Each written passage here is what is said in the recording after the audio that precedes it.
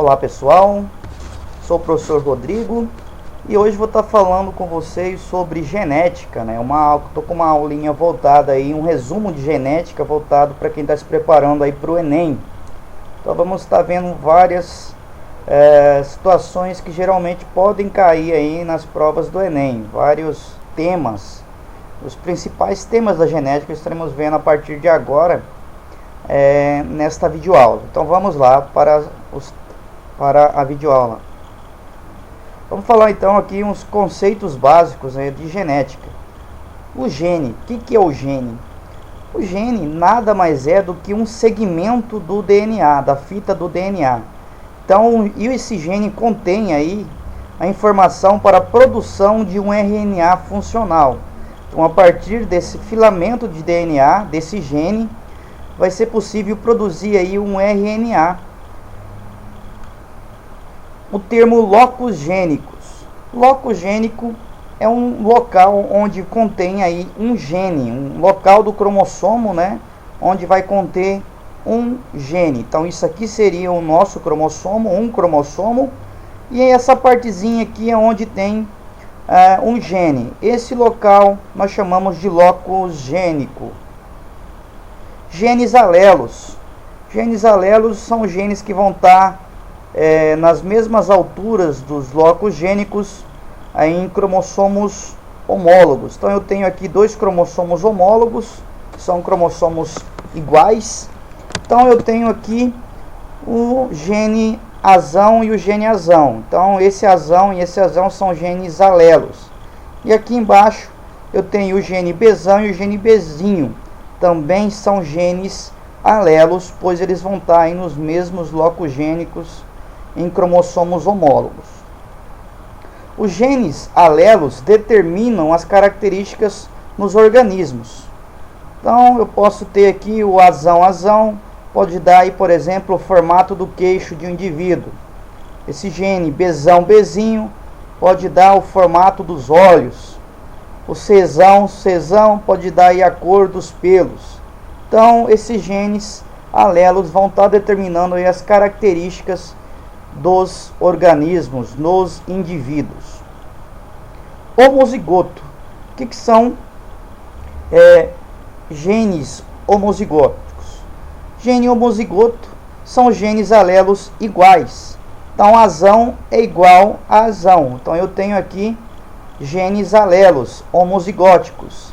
Bzão é igual, Bzinho é igual a Bzinho. Também uma situação aí de genes homozigotos, genes iguais, tem a mesma letra, do mesmo tamanho, ou ela é minúscula ou ela é maiúscula. No caso, então serão ambos homozigotos, genes homozigotos.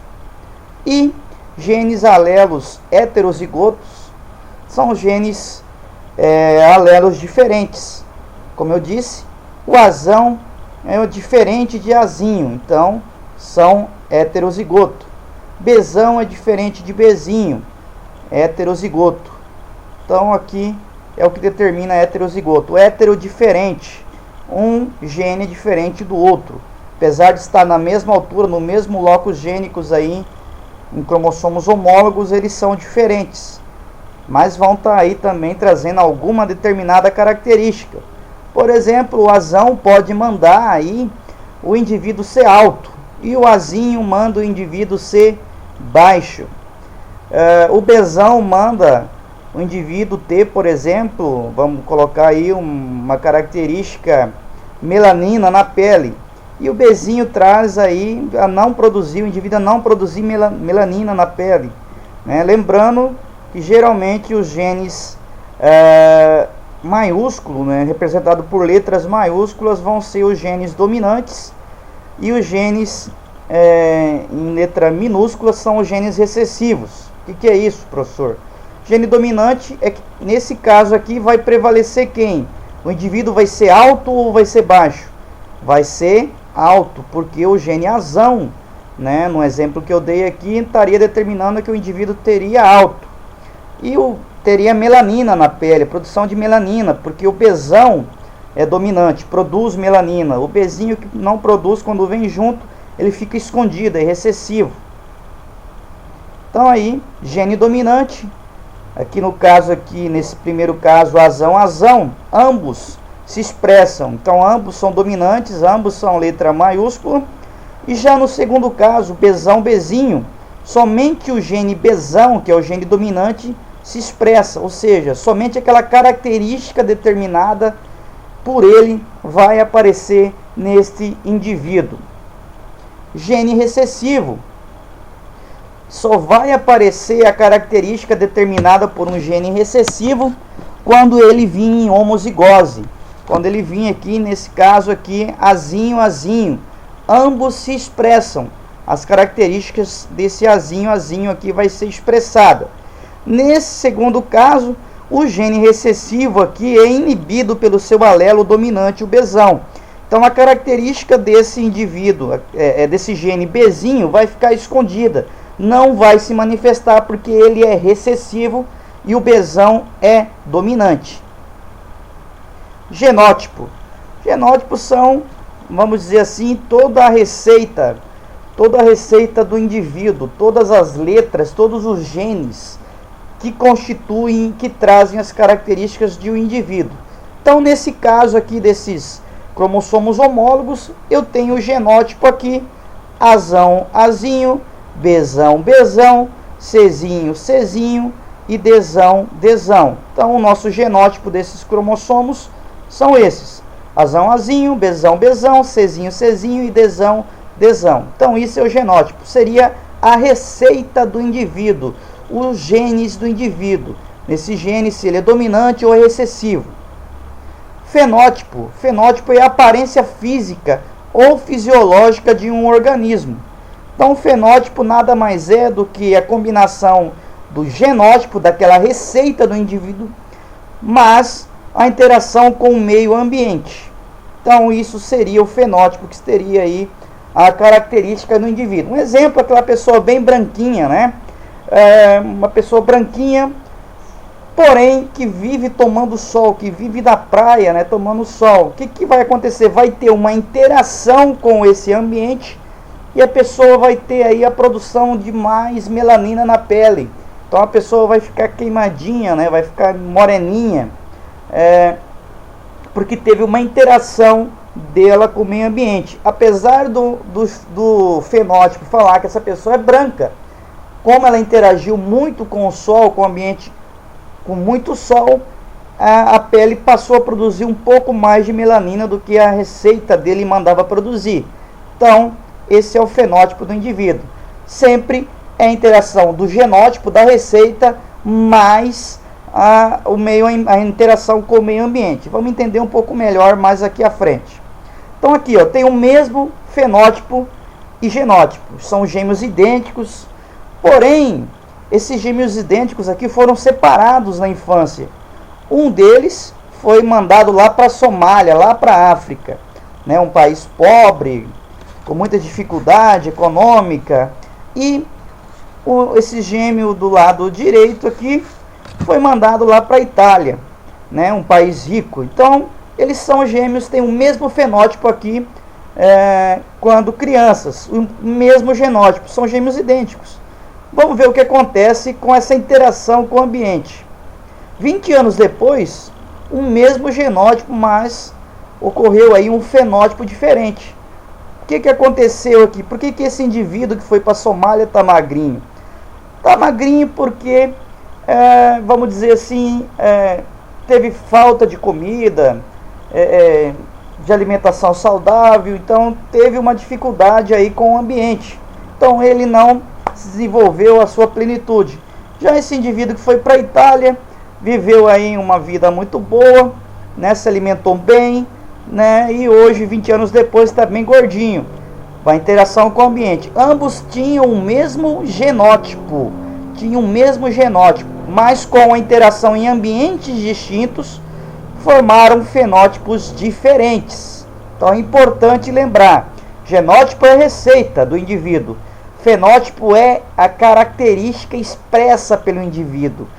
Característica essa que é predeterminada pelo genótipo, mas o ambiente, mais a interação com o meio ambiente. Vamos falar agora um pouquinho aí, né, da primeira lei de Mendel.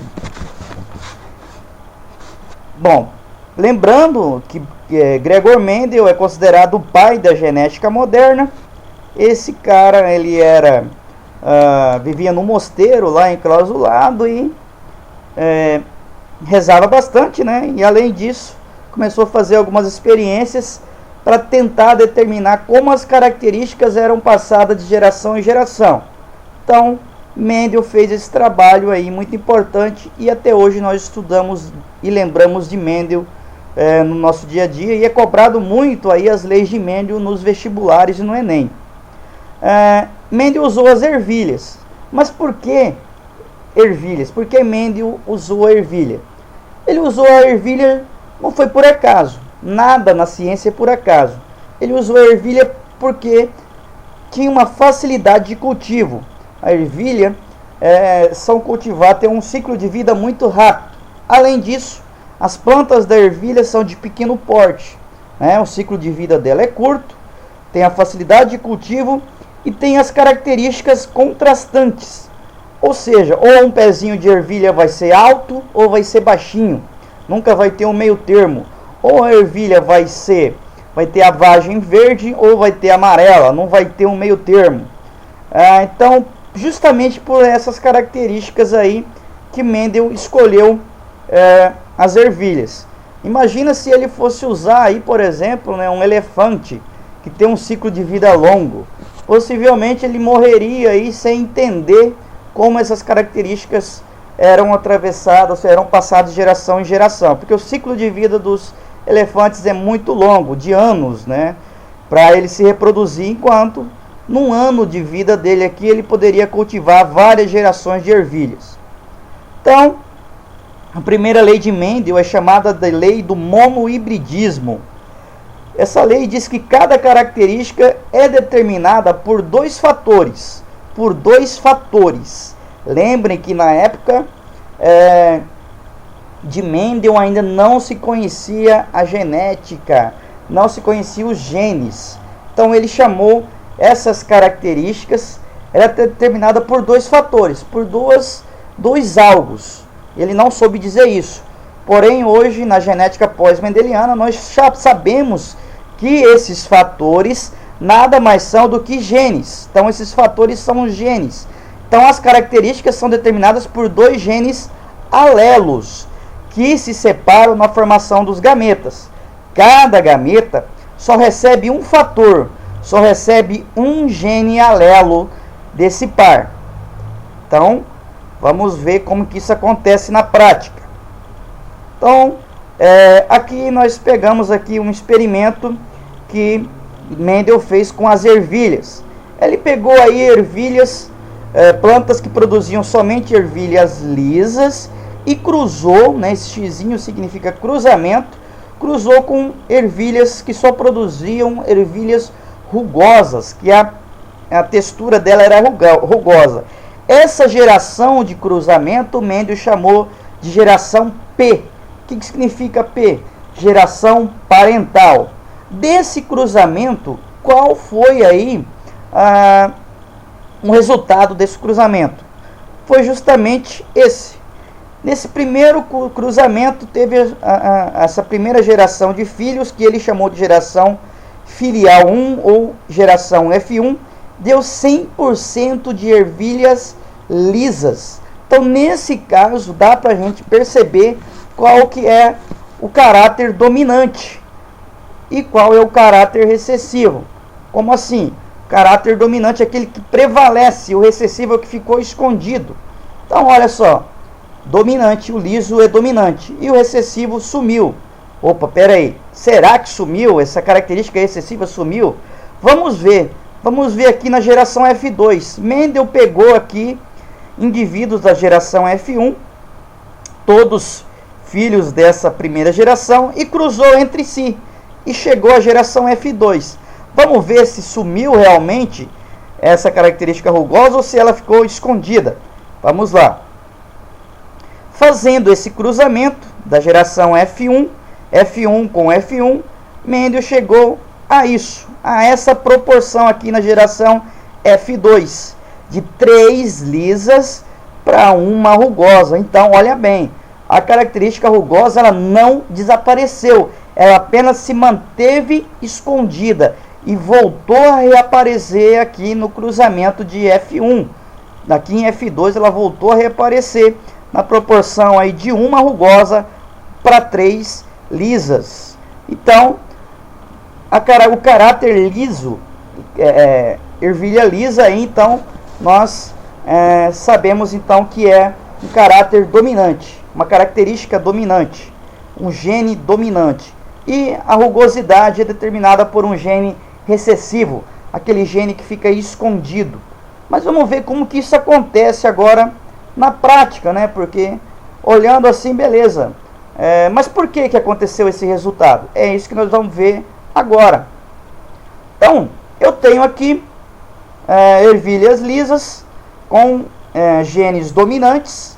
Ele chegou a essa conclusão que era genes dominantes, então ele falou, e aqui o rugoso. Então ele usou aí a primeira letra, sempre ele usou a primeira letra do caráter recessivo para fazer os seus cálculos. Então ele pegou aqui o R de rugoso, que é o caráter recessivo. Então, se ele tinha o fator recessivo errinho, par, e o dominante errão. Quando tem o cruzamento, tem a formação, adivinha, dos gametas, que vai separar. Cada gameta vai levar somente a metade. Então, um gameta vai levar somente um errão, não vai levar os dois, porque vai passar aí para o processo chamado de meiose, que vai reduzir a carga genética. Então, os gametas levam aí somente errão, no caso aqui dos gametas da ervilha lisa, do fator dominante, e do fator excessivo rugoso vão levar aí apenas o errinho. Fazendo o cruzamento, olha o que aconteceu. Então surgiu aqui errinho, surgiu as ervilhas 100% delas aqui, errinho. Fazendo o cruzamento de 100% dessas ervilhas errinho, nós podemos ver aqui, então essa aqui é a geração parental 1, certo? A geração filial 1, aliás. Então todas as ervilhas aqui traziam um errão e um errinho, porque separou os gametas. Por exemplo, aqui teria 2 gametas, errão, e aqui errinho. Ao se juntar, formou indivíduos aí todos lisos, porém com um gene dominante e um gene recessivo, um fator dominante e um fator recessivo. O dominante o errão e o excessivo o errinho, certo? Então todas aqui foram 100% lisas, porque o errão manda ser lisa. Ao fazer o cruzamento de errinho com errinho, formou 2 gametas, errão e errinho. Então vamos lá, fazendo o cruzamento, errão com errão vai dar lisa, errão com errinho vai dar lisa, errinho com errão vai dar errinho, né? Lisa. E errinho com errinho deu rugoso, né? Aquela característica excessiva só aparece quando vem em homozigose. Vem em homozigose 2 genes aqui.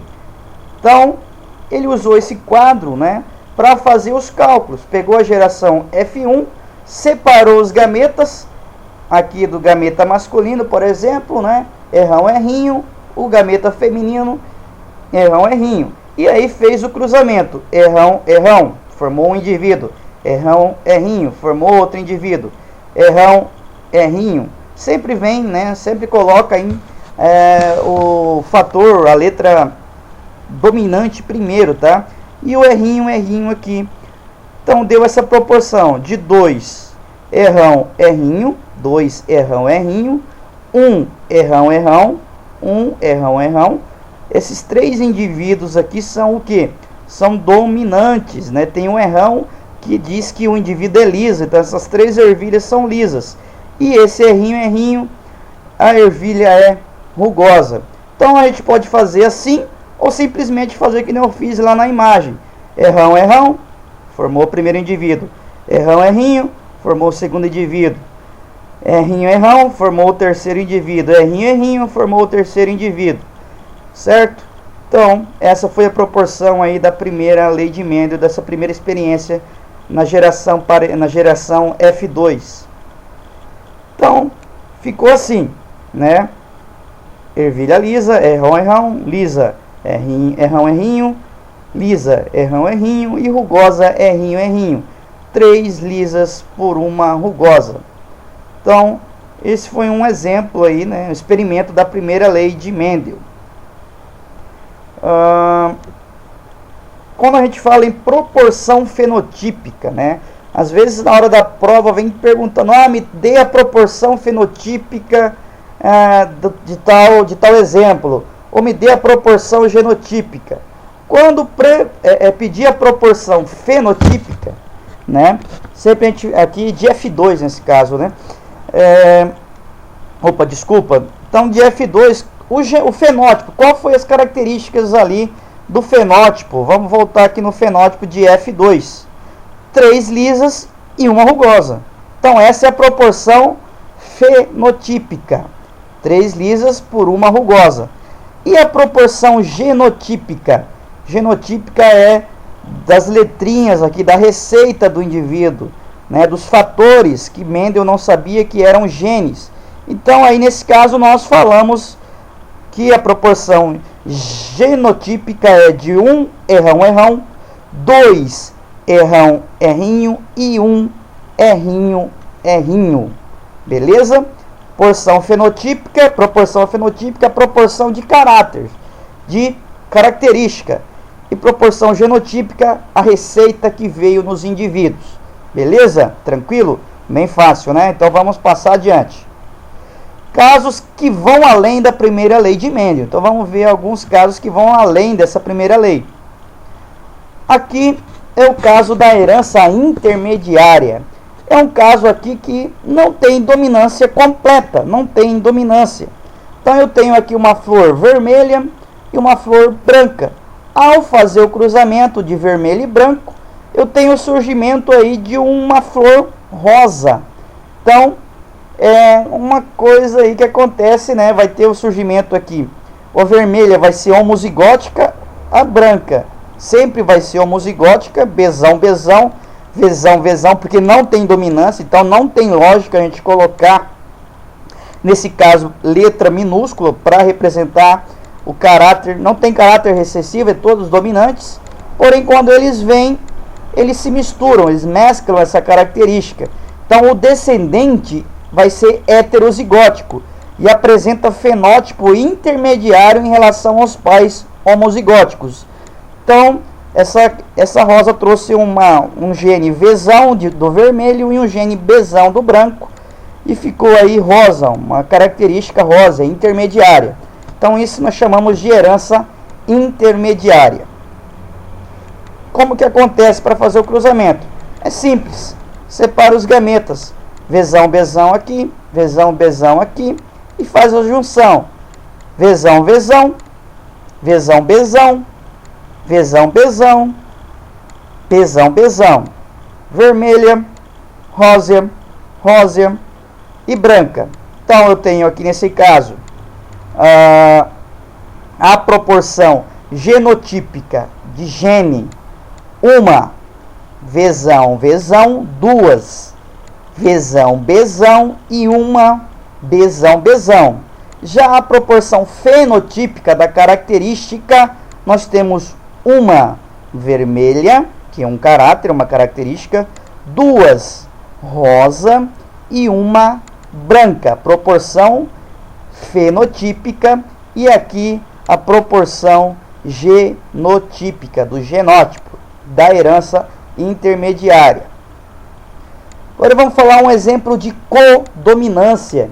Então nesse caso aqui, na codominância, o descendente heterozigoto apresenta ambas as características dos pais, que eram homozigóticos. Aqui a gente colocou um exemplo aqui de uma planta, né? Mas isso aqui a gente vê muito na questão de pelagens de bovinos. Nesse caso da rosa aqui, eu tenho uma rosa vermelha e uma rosa amarela. Nesse filho, né, nessa geração filial 1 aqui, vai sair aí mesclada a flor, partes vermelhas e parte amarela. A de amarelo trouxe a coloração amarela e V de vermelho. Não teve a mistura, mas teve a mescla, né?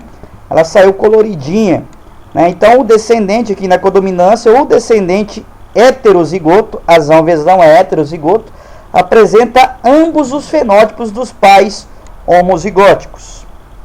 Como que aconteceu aqui o cruzamento da codominância? Separou os gametas aqui dos dois indivíduos e fez o cruzamento. Azão, azão, azão, vezão, azão, vezão, vezão, vezão. Deu a proporção aí genotípica: 1 azão, azão, 2 azão, vezão e 1 vezão, vezão. E a proporção fenotípica de característica foi de 1 amarela, 2 amarelo e vermelho, malhada, né, vamos dizer assim, e 1 vermelha. Falar de genes letais. Genes letais aqui, alguns genes matam a prole, né, na geração F2. Então aqui o gene azão em dose dupla é letal em algumas espécies de camundongos. Então eu tenho aqui os genótipos possíveis. Azão, azão, azão, azão sempre vai causar a morte do indivíduo. Azão, azinho amarelo, certo? E azinho, azinho agute. Aqui eu errei, tá, pessoal? Desculpa, aqui era para ser um outro azinho aqui, mas aqui está corrigido, tá? Então azão, azão a gente vê aqui que não apareceu porque ele morreu, né? Tem a geração F1 amarelo, né? Azão, azinho, azão, azinho. Ao fazer o cruzamento aqui para surgir o F2, a gente vê que não tem aí o gene azinho, azinho. Então a proporção genotípica aqui vai ser de 2 azão, azinho por 1 azinho. Então 2 amarelos e 1 agute. Beleza? Então aqui o gene letal, azão, azão é letal e não se com essa característica. Probabilidade em genética. Noções de probabilidade. Para calcular a probabilidade eu tenho essa fórmula: P vezes A igual a por S, onde P é a probabilidade de um evento ocorrer, o A é o número de eventos desejados e o S é o número de eventos possíveis. Então a situação, né? Ao jogar uma moeda para cima, qual a probabilidade de cair cara? A probabilidade sempre é de 50%, tá? Só fazer o cálculo nós vamos chegar a essa probabilidade. Regra do E: probabilidade de 2 ou mais eventos independentes de ocorrerem. Então essa regra do E, probabilidade de 2 ou mais eventos independentes ocorrerem. Aqui eu tenho a situação 1, a probabilidade de sair o número 6 em 2 dados lançados ao mesmo tempo. Então eu tenho o dado 1 com P vezes 6, então 1 dividido por 6. O dado 2, P vezes 6, igual a 1/6. Probabilidade de 6 e 6 é igual a 1/6 vezes 1/6. A probabilidade aqui é de 1 por 36 avos. Então 1 em 36 lançamentos de 2 dados pode acontecer de que saiam os 2 lados com 6. A situação 2, a probabilidade de um casal normal heterozigoto gerar uma menina albina. Sabe-se que o albinismo é uma doença genética recessiva. Então eu tenho a geração parental, azão, azinho, azão, azinho, pai e mãe. A geração F1, saiu aí o genótipo azão, azão. Pode sair aí uma criança azão, azão, uma criança azão, azinho, outra criança azão, azinho e uma criança azinho, azinho. Probabilidade aqui nesse primeiro caso de F1 de 1 albino, de 1/4. E a probabilidade de nascer menina? A probabilidade é a mesma, né? Meio, né? Então aqui a probabilidade de menina albina, nesse caso aqui, eu vou pegar aí 1/4 de albino e vou dividir por meio, pela probabilidade de nascer homem ou mulher, que é sempre 50%. Então, 1/4 dividido por meio vai dar aí a probabilidade de 1/8, de 1 em 8 aqui, de nascer menina. Regra do ou é a probabilidade de ocorrência de eventos exclusivos. Então aqui um evento vai excluir o outro. Situação 1, probabilidade de sair número 1 ou número 6 no lançamento de um dado. Tem a probabilidade de 1, de 1/6, probabilidade de 6, de 1/6.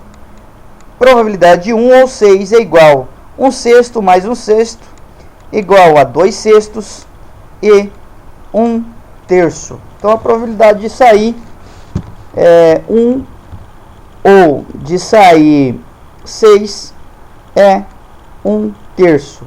Cada 3 lançamentos tem a probabilidade de sair 1, 6 ou 1/3. Regra do ou, a segunda situação, probabilidade de um casal heterozigoto gerar um indivíduo homozigoto dominante ou heterozigoto. Então, gerar um indivíduo homozigoto dominante ou heterozigoto. Então, probabilidade de um casal heterozigoto, azão, azinho, azão, azinho. Gerou aí um azão, azão, 2 azão, azinho e 1 azinho, azinho. Probabilidade de gerar um indivíduo homozigoto dominante, 1 em 4. E heterozigoto, 2, né? 2 por 4, em 2/4. Então, a probabilidade de A azão, azão ou de azão, azinho é essa aqui. 1/4 mais 2/4 vai ser igual a 3/4. Grupos sanguíneos. Esse tema é muito interessante. Muito cobrado também aí no Enem, em vestibulares. A questão dos grupos sanguíneos. Nós temos aí o sistema ABO. O sistema ABO vai dizer aí se o sangue é do tipo O, do tipo A, do tipo B e do tipo AB. O sangue possui aí o aglutinogênio. Aglutinogênio é uma molécula presente na superfície das hemácias que determina o tipo sanguíneo. Então aqui eu tenho a hemácia e eu tenho um aglutinogênio A, o aglutinogênio B, esse quadradinho. Nesse caso eu tenho os tipos sangue A, nesse outro caso B. E eu tenho essa hemácia aqui que tem os dois aglutinogênios, o A e o B. Então esse sangue é do tipo AB. E nesse outro caso, essa hemácia é carequinha, não tem nenhum aglutinogênio, ela tem a ausência de aglutinogênio. É o caso do sangue tipo O. Atenção, o aglutinogênio pode atuar como um antígeno, como um corpo estranho em certas situações. Então, por exemplo, se um doador do tipo A fazer uma transfusão sanguínea para o tipo B, um receptor, pode acontecer aí uma rejeição. Por que que acontece essa rejeição? O sangue vai talhar ao entrar na veia do indivíduo. Porque o sangue também possui as aglutininas, que são aí anticorpos, que são substâncias presentes no plasma sanguíneo que pode interagir com o aglutinogênio, causando a lise, que é a morte da célula ou das hemácias. Ou até mesmo o sangue, ao entrar nas veias, ele acaba se aglutinando, ele acaba talhando. Então, aqui eu tenho o aglutinogênio A, ele vai interagir com a aglutinina A, o anti-A, que vai provocar a morte dessa célula. O aglutinogênio B vai interagir com a aglutinina anti-B. Vamos ver o que acontece. Então eu tenho um doador A e um receptor B. Vai ter a rejeição aqui, pode levar à morte desse receptor. Por quê? Nas hemácias do doador A vai ter o aglutinogênio A. E no sangue, aqui no plasma, vai ter as aglutininas anti-A. Essas aglutininas anti-A se ligam ao aglutinogênio das hemácias, causando a morte das hemácias e podendo levar aí à morte do indivíduo, certo? Então, por isso que é importante aí saber o tipo sanguíneo do indivíduo. É bem comum a gente ver o pessoal que anda de moto e os policiais, né, na sua farda, eles têm aí sempre o tipo sanguíneo. Por quê? Eles têm esse tipo sanguíneo? Porque são uma profissão de risco, né? Tanto o motoqueiro é muito arriscado andar no trânsito, quanto o policial é uma profissão de risco. Ou o cara sofre um acidente de moto, vem o SAMU, então ele já tem ali identificado no capacete do indivíduo ali o tipo sanguíneo. Mesma coisa o policial, né? Suponhamos que numa troca de tiro com um bandido, esse cara leva um tiro, esse policial leva um tiro, ele vem a ser socorrido, necessita de ter a transfusão de sangue. Então imediatamente não vai precisar de fazer o exame para saber que tipo sanguíneo que ele tem. Então já está na farda dele identificado, vai fazer a transfusão certa e poder evitar a morte desse indivíduo. Por isso que não é bom, pessoal, pegar capacete emprestado de pessoas se esse capacete tiver identificado. Porque porventura, né, você é do tipo B, que nem esse cara aqui, sofre um acidente e tá no capacete tipo A. E aí ele vem receber você tá desmaiado, não sabe falar, não tem nada ali, tá com o capacete que não é seu na cabeça. E aí vem o SAMU e faz a transfusão do sangue. Você pode acabar morrendo. Então tome muito cuidado ao emprestar capacete dos outros, tá? Interessante andar cada um com seu capacete, tá? Eu digo que capacete é igual cueca, não se empresta, né? Porque é importante a gente colocar aí a identificação do nosso tipo sanguíneo nesse capacete, beleza? Porque andar de moto é extremamente perigoso, tá ok? Então vamos, espero que tenha entendido, né? Então, as aglutininas vão estar no plasma, que é o anticorpo, e o aglutinogênio vai estar nas hemácias. Então, tendo a interação, ocorre a morte das hemácias aí, beleza? Então, aqui o tipo sanguíneo, tem os 4 tipos sanguíneos, o tipo A, o tipo B, o tipo AB e o tipo O. Vamos ver aí o que possui aí no plasma e nas hemácias. Que tipo de aglutinogênio, de aglutininas tem, qual o genótipo desse tipo sanguíneo. Então, o fenótipo é o tipo sanguíneo, CA, CAB, CAB, CO.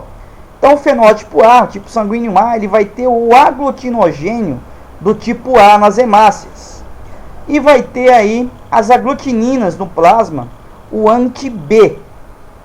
E o genótipo possível seria o IA, Iazão, Iazão, ou IA, Izinho.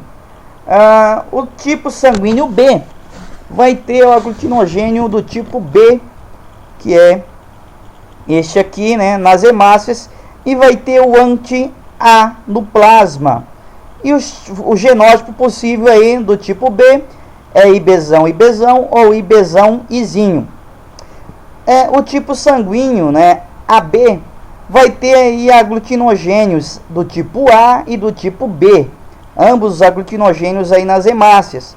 Porém, ele não tem aglutininas no plasma. Então, vai ter ausência de aglutininas no plasma. E o genótipo do tipo AB é só um, Iazão e Bzão. O tipo O, ele vai ter ausência de aglutinogênios nas hemácias. Aquele caso do exemplo lá atrás, né? A hemácia carequinha lá, que não tem nada na sua membrana.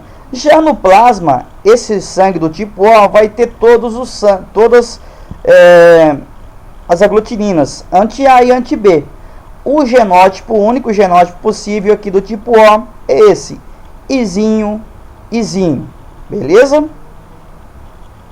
Diagrama de transfusão conforme o sistema ABO. Então aqui está explicando aqui tipo sanguíneo, qual tipo sanguíneo pode receber que tipo de sangue, doar para que tipo de sangue. Um exemplo, o nosso AB é o que nós chamamos de receptor universal. O AB ele recebe dele mesmo, de AB, recebe sangue do A, recebe sangue do tipo B e recebe sangue do tipo O. Já o nosso sangue O é o doador universal. Ele pode doar sangue para ele mesmo, para o O, para o A, para o B e para o AB.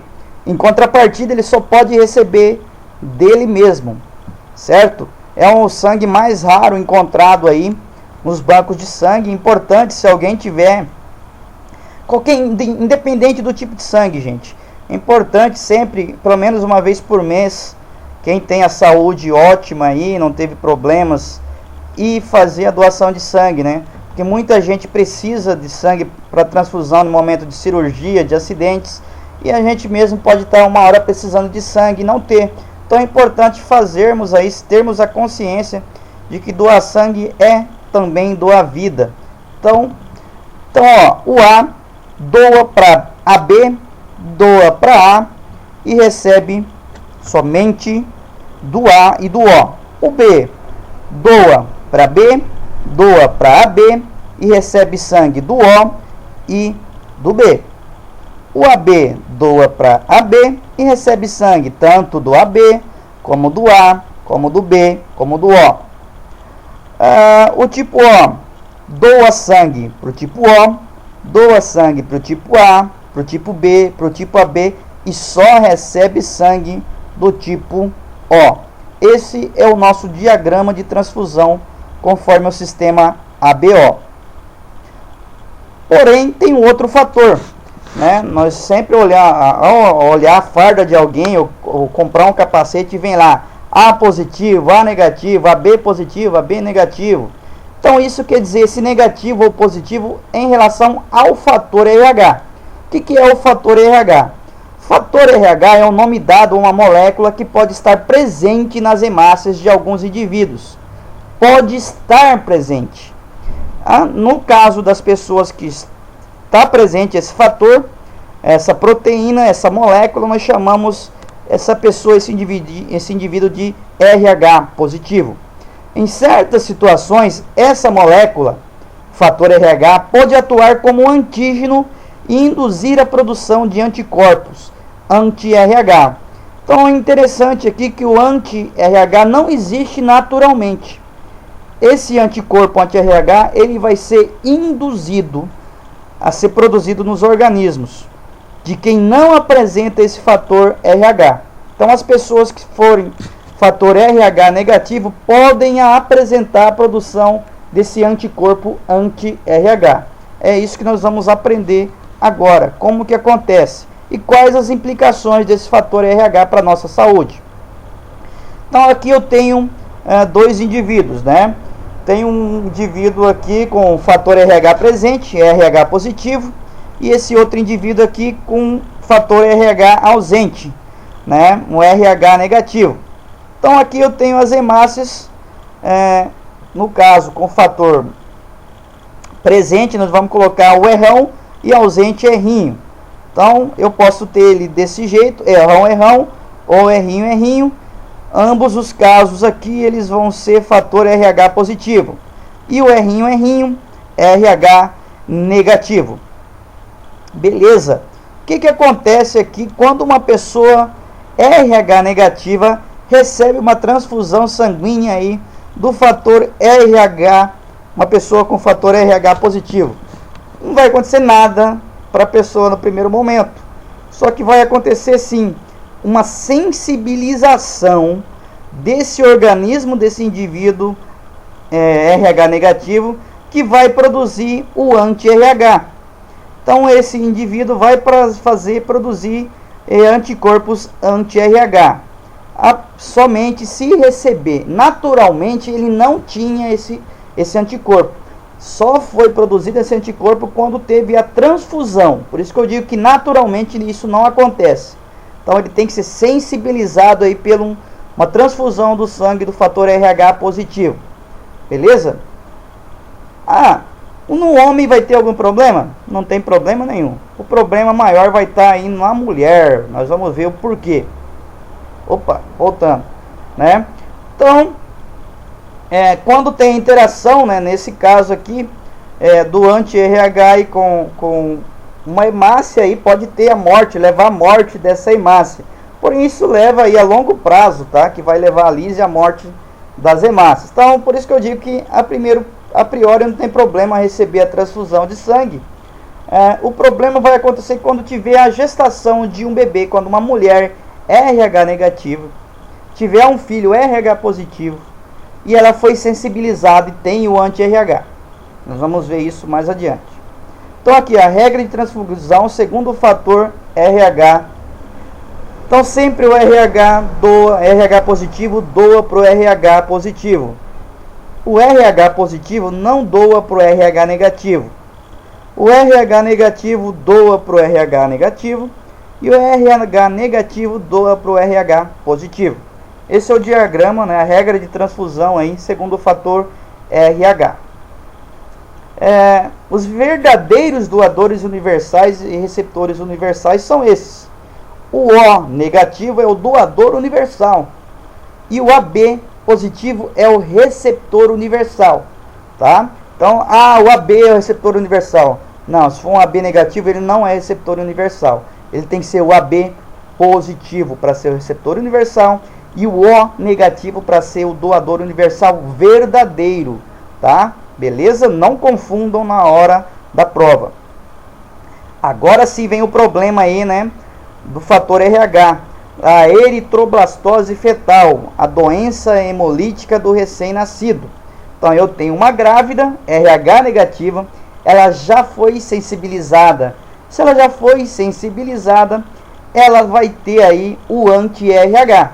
E aí essa mulher casa ou tem um filho com um cidadão aí, RH positivo, e o bebê o feto vem a ser RH positivo. Vamos ver o que pode acontecer.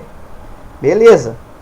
Então, se o feto for RH positivo, a hemácia fetal vai ter aí o fator RH.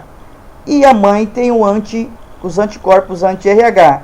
Esses anti-RHs vão migrar pelo sangue do feto e vão começar a se ligar na hemácia, levando à destruição das hemácias fetais, o que pode levar à morte do feto.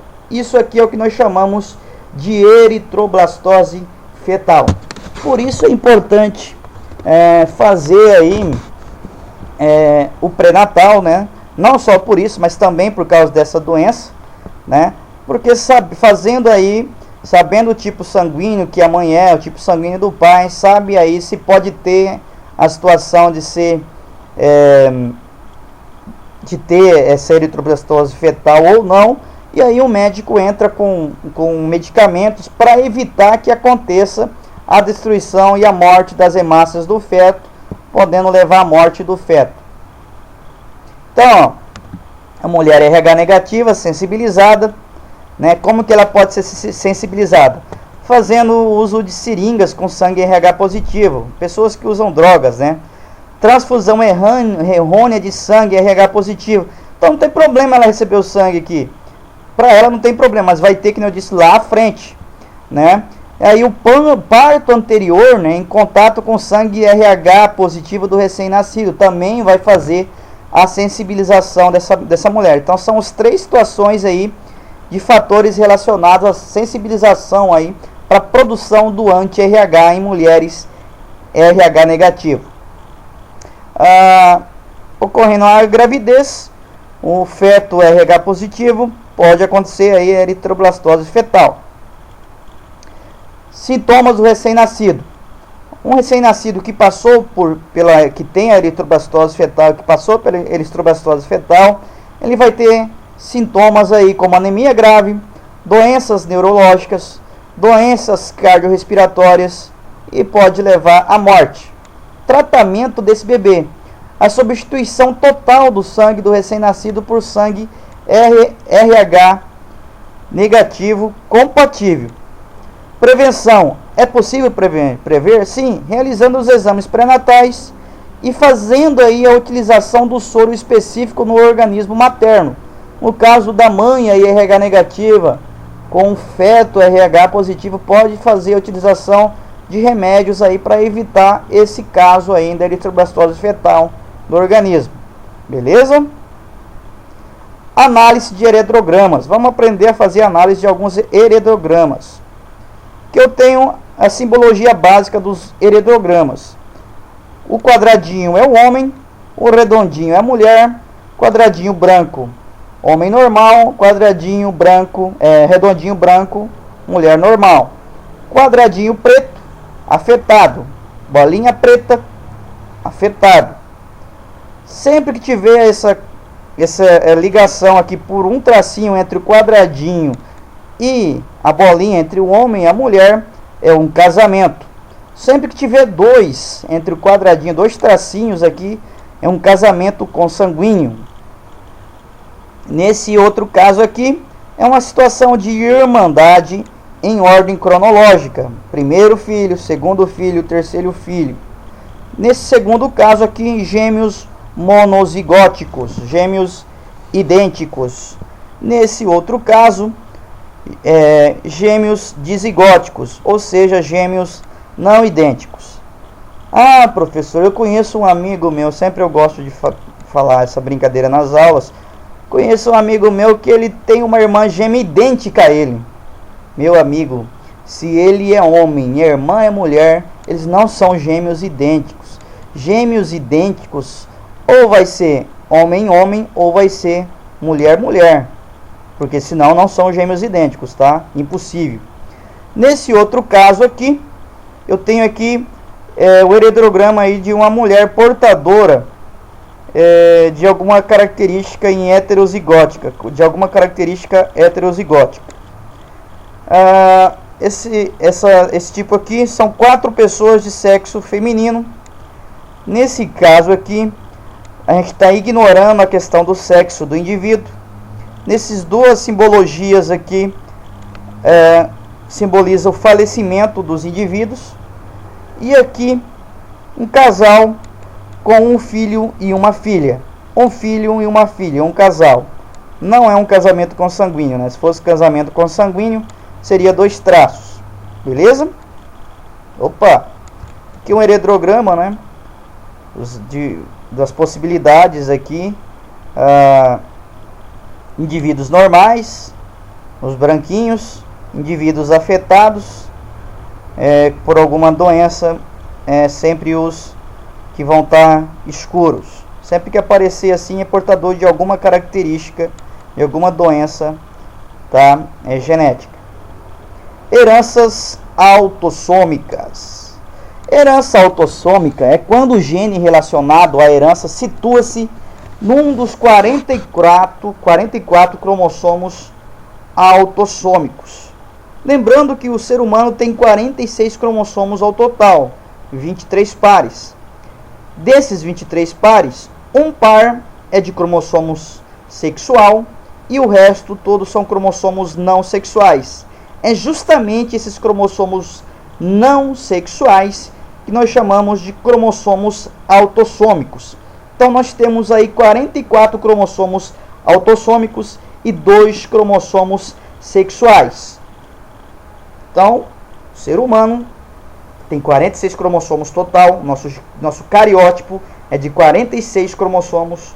Se eu pegar um núcleo de uma célula do indivíduo, ele vai ter 46 cromossomos. Desses 46, 44 são autossômicos e 2 cromossomos são sexuais, que vão determinar aí se o indivíduo é feminino, que seria aí XX, ou masculino, XY. Nesse caso, nós estamos falando desses 44 cromossomos aqui, autossomos. Não possui relação com o sexo do indivíduo. Ocorre em igual proporção em homens e em mulheres. Então, a herança autossômica não possui relação com o sexo do indivíduo. Não importa para mim se é homem ou mulher. E ocorre em igual proporção em homens e mulheres. Divide-se em 2 tipos. Heranças autossômica recessiva.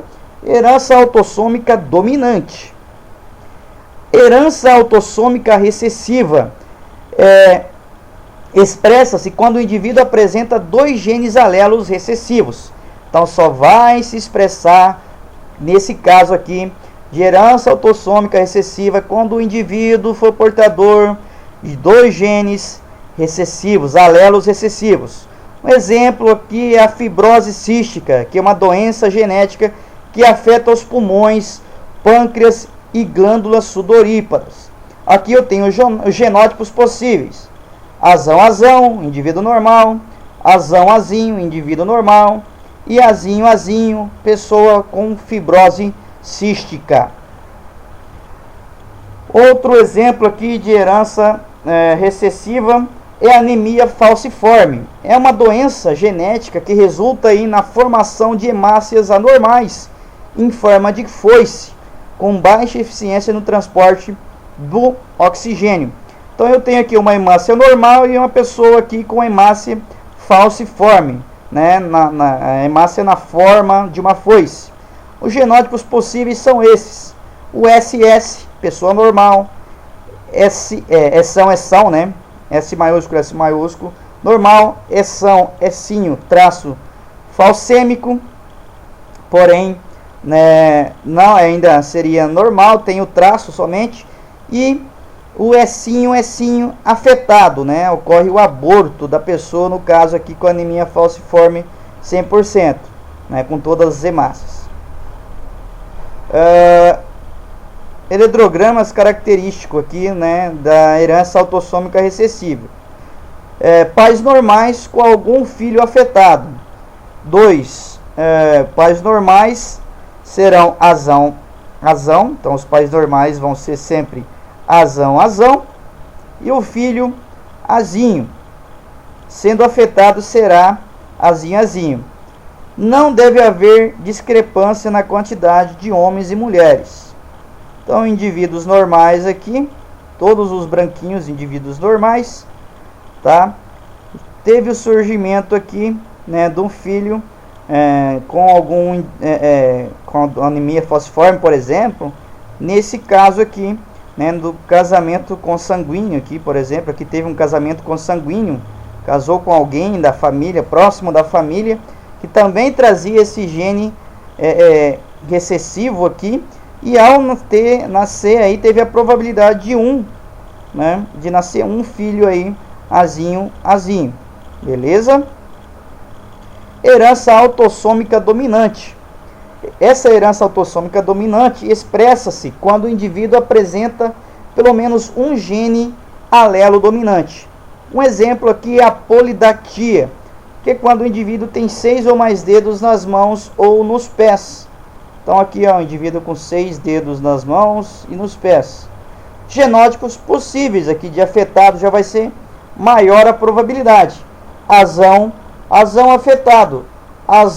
Azinho afetado, porque é o gene dominante aqui que manda ter a polidactia. Azinho, a pessoa normal, que vai ter aí os pés nas mãos, não vai ter aí 6 dedos. Heranças autossômicas dominantes, heredogramas característicos aqui. Então, quais as principais características desse heredograma? Pais afetados com algum filho ou filha normal. Os pais afetados serão azinho, e o filho azinho normal será azinho. Não deve haver discrepância na quantidade de homens e mulheres. Heranças sexuais. Herança sexual já são heranças que estão relacionadas aí com os cromossomos sexuais. Nós temos 2 cromossomos sexuais, o X e o Y. Então esse aqui, um indivíduo que tiver XY, ele é homem. E se tiver XX, é mulher. E se tiver YY, não é nada. Não conhece-se nenhuma pessoa que tenha somente YY, tá, pessoal? Então, aqui eu tenho a região não homóloga do cromossomo X e região não homóloga do cromossomo Y. E eu tenho a região homóloga de X e Y, as regiões iguais. Não homólogas, não iguais, homólogas, iguais. Quando o gene relacionado à herança situa-se em regiões específicas, não homólogas dos cromossomos sexuais X e Y. Então, localização do gene no cromossomo X, herança ligada ao sexo. No cromossomo Y, herança restrita ao sexo. Vamos ver aí a diferença aí dessas heranças. Herança ligada ao sexo. É o sexo recessivo. Nesse caso aqui, um exemplo é o daltonismo, que é a incapacidade de identificar cores primárias como o verde, o vermelho e o azul. as pessoas daltônicas, né, possivelmente vão ter dificuldades aí de enxergar. Deve ter algum desenho, alguma letra aqui, pessoal, porque eu mesmo não enxergo o que tem aqui. Eu não sei dizer para vocês o que tem aqui, tá? Se alguém souber aí, pode comentar aí no vídeo embaixo aí o que tem nessa imagem, porque eu não enxergo. Eu sou daltônico e eu não consigo saber se é um número, se é uma letra, o que é. Então os genótipos aí de mulheres afetadas daltônicas seria XDzinho, XDzinho. Mulher normal, portadora, mas normal, portadora do gene XDzão, XDzinho. Ela é portadora do gene, mas ela é normal, ela enxerga normal. Mulher normal, XDzão, XDzão. Homem afetado, XDzinho, Y. Homem normal, XDzão, Y. Um outro exemplo aqui é a hemofilia, que é a incapacidade que certas pessoas apresentam de coagular o sangue. Genótipos possíveis: mulher afetada, XHzinho, XHzinho. Mulher normal portadora, XHzão, XHzinho. Mulher normal, XHzão, XHzão. Homem afetado, XHzinho, Y. Homem normal, XHzão, Y. Herança ligada ao sexo recessivo, né? Heredograma característico. Vai ter sempre mais homens que mulheres afetados. As mães afetadas terão todos os filhos homens afetados. Essa é uma da característica aí desse heredograma. Herança ligada ao sexo dominante. Um exemplo aqui, o raquitismo hipofosfatêmico, que é um distúrbio no metabolismo do fosfato que afeta a composição da matriz óssea, trazendo aí essas deformidades aí no corpo dos indivíduos portadores. Então a mulher afetada, XAzão, XAzão. Mulher afetada, XAzão, XAzinho. Mulher normal, XAzinho, Azinho. Homem afetado, XAzão, Y. Homem normal, XAzinho, Y. O heredograma dessa herança ligada ao sexo dominante tem essas duas características. Sempre vai mais mulheres que homens vão ser afetados. Pais afetados terão todas as suas filhas afetadas. É uma das características aí das heranças ligadas ao sexo dominante. Herança restrita ao sexo. Essa herança restrita ao sexo só ocorre em homens. O exemplo aqui é a hipertricose auricular, que é o crescimento em demasia, né, o crescimento em excesso de pelo nas orelhas do indivíduo. Os genótipos possíveis: homem afetado, XY asterisco, homem normal, XY. A presença do agente, né, mutante no cromossomo Y, representado pelo asterisco aqui. O heredograma da herança restrita ao sexo, somente o homem é afetado. Pais afetados terão todos os filhos homens afetados. Características aqui do heredograma e do tipo de herança relacionado: pais iguais com algum filho ou filha diferente, homens e mulheres afetados em quantidades não discrepantes, são aí exemplos de heranças autossômicas. Pais iguais são normais e filho e filha diferente é afetado. Exemplo aí de herança dominante. Pais iguais são afetados e filhos e filhas diferente é normal, herança recessiva. Outro exemplo aqui de característica do heredograma: muito mais mulheres do que homens afetados. Pais afetados possuem todas as meninas afetadas, herança ligada ao sexo dominante. Outro caso aqui: muito mais homens do que mulheres afetados. Mães afetadas possuem todos os meninos afetados, herança ligada ao sexo recessivo. Somente homens afetados, restrita ao sexo, herança restrita ao sexo. Bom, pessoal, isso foi mais uma aula. Espero que seja de serventia para vocês. Futuramente estarei fazendo aí mais videoaulas de genética aí separadamente cada uma delas aí, não como um resumão, algo que hoje foi um resumão, mas fui atendendo ao pedido de algumas pessoas aí que mandaram pelo meu e-mail. Espero que seja de alguma serventia. Se gostarem, compartilhem com seus amigos, curtam aí, se inscrevam na minha página e até a nossa próxima videoaula.